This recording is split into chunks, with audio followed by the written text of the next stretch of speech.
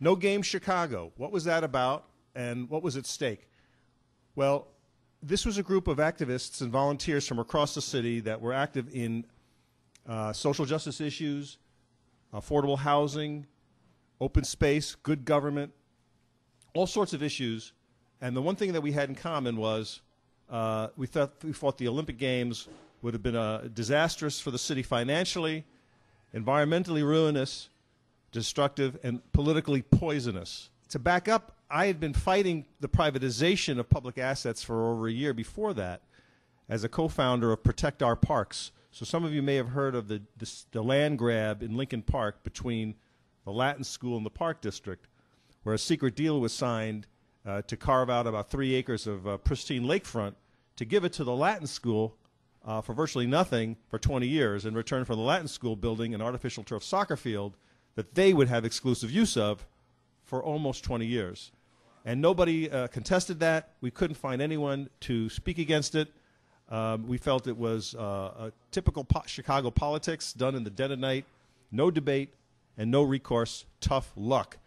Well, a group of neighbors got together. We formed this organization, and we sued. We raised $80,000. And we talk about messaging. We started we used the term Lincoln Park land grab. We had badges and buttons and signs that said "Save our parks, keep our parks public."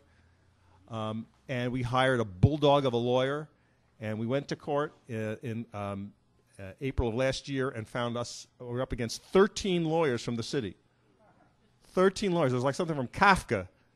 They were all, and they hired the chief partner of Jenner and Block. So there wasn't enough legal firepower inside the city. They had to hire this guy, probably bills out for $700 an hour, and he was there arguing on behalf of the city that this was all fine and that we, the citizens, had no standing. That was his argument. We had no standing. It was, how did we find out about it? It was covered first by Greg Hines in Cranes in May of '07, but I found out about it in a series of columns by Felicia Dichter in the Lerner papers in November of '07. Protect Our Parks organized. We sued the city, and we asked for a temporary restraining order.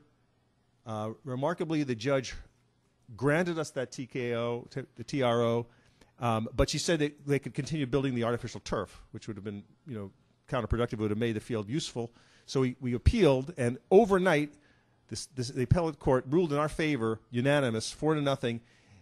They only require 3 signatures, but the judge ruled a 4th line so he could sign his name. That's how strongly he believed in it, and that's how fast this thing was turned around. So the city realized they had no case, and they settled. Now, unfortunately, we couldn't raise enough money. We wanted to take them into deposition. We wanted to depose Tim Mitchell. We wanted to depose Vidali.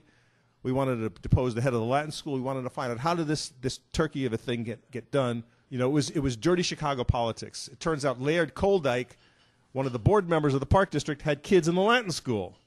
So talk about a conflict of interest. I mean, it was just Chicago politics in microcosm.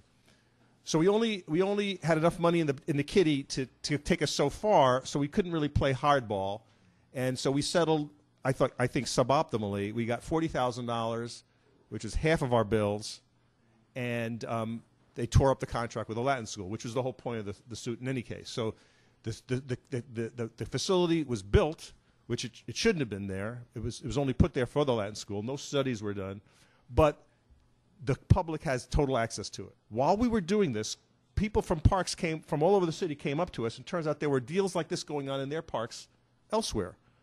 People were being frozen out of their local parks through these private deals up and down the length of the city. Some really egregious.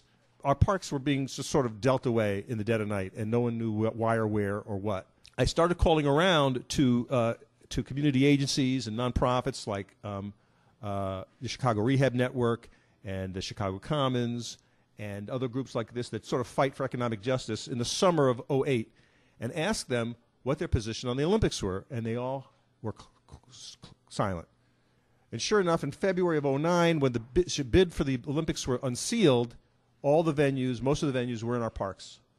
So we were correct in our analysis, and Washington Park would have been obliterated with an 80,000-seat stadium, plus and they would have put also the swimming facility there, and they would have torn down the swimming pool that they just built for the high school there. So we just spent $30 million for this pool, but they were going to tear it down and put up this new pool.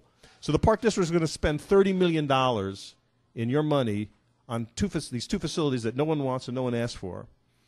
But it got much worse than that. And so we, and also in Lincoln Park, they were going to put the tennis facilities right by the bird sanctuary. So Charlotte Neufeld, who's a long-time activist, many of you know Charlotte, she was hysterical because she'd been working for decades to protect the birds, and I think that sanctuary would have been pretty much obliterated. But the answer from the Olympic Committee was, it's all good.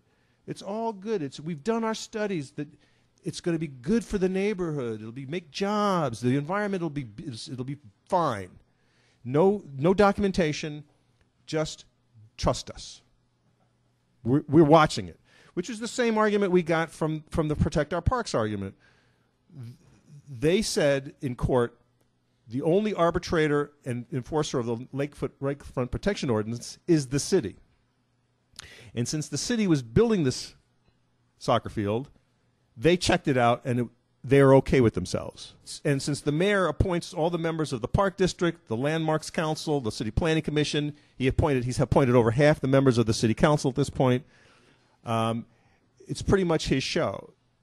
We formed No Game Chicago in January of last year, just about a year ago, and we had our first meeting at the UIC Pavilion, UIC Student Center. We had about 250 people. That was the first public meeting where people were critical of the Olympic bid. I mean, unbelievably, for a project this big, our estimate of the total cost of the games would have been about $6 billion. That's 50% more than the official number because we don't believe their numbers. Something that would have destroyed our parks and disrupted our lives for years for very little return, and yet there was no public comment, no public scrutiny, no public interrogation. So we broke the ice there, and it was a lonely fight, I got to tell you. Nobody loved us. We couldn't get an office. We couldn't get any money. We couldn't hardly get any press. But that changed on April 3rd when the Olympic Committee came to town to visit the venues. So there's a 13-member Olympic Commission that visited all 4 finalist cities, and to refresh your memory, they were Madrid, Tokyo, and Rio, and us. And when they came here, we greeted them with a protest rally in Federal Plaza that had about 400 or 500 people. I was actually disappointed on the turnout on that. The anti-war crews didn't come to us. The environmental people didn't come to us. We really couldn't get any love. The Sierra Club backed the Olympics, by the way. Open Land Chicago, nothing from them. The Chicago Commons, the Urban League, nobody wanted to be our friends on this. But once we went public with that rally, then all of a sudden the media started taking notice of us. So one of your lessons is you have to make noise. You've got to be aggressive. You've got to be creative. You've got to be out in the streets. You've got to be doing your policy work. Now, we were doing deep research. I have to tell you, I've got like a PhD in Olympic bullshit at this point, I can tell you about the overruns from different cities and the promises that were made and what happened in Montreal, what's going on in London right now, $9 billion over budget. We've talked to people from different cities. I have studies from academics. I mean, there's a rich, long literature, on this. This is books that are sort of in the popular press, but also academic studies and things that you would only find in scholarly journals that require, kind of a LexisNexis search. We did all that. So if you go to the Montreal and look up in the Montreal press, you'll find stories of the overruns. In the Vancouver press, stories of the promises, the stories of how homeless people are being swept off the streets, the stories of how a person who writes a letter to the editor, in the Whistler Times gets a call from the police. In London, the police are knocking on people's doors when they see signs in the window. So it's just a massive amount of material is what I'm saying that we looked into, and a lot of it we put on our website. So I was the webmaster. So the other thing is having a great website. We used YouTube, and I know you guys use YouTube, so we were trying to use all the technologies. We Twittered, so we had about 1,900 people followed us on Twitter. We had a couple thousand people were on our Facebook page. But in terms of messaging, here's the funny thing, right? They failed dismally because on October 2nd, we only got 18 votes.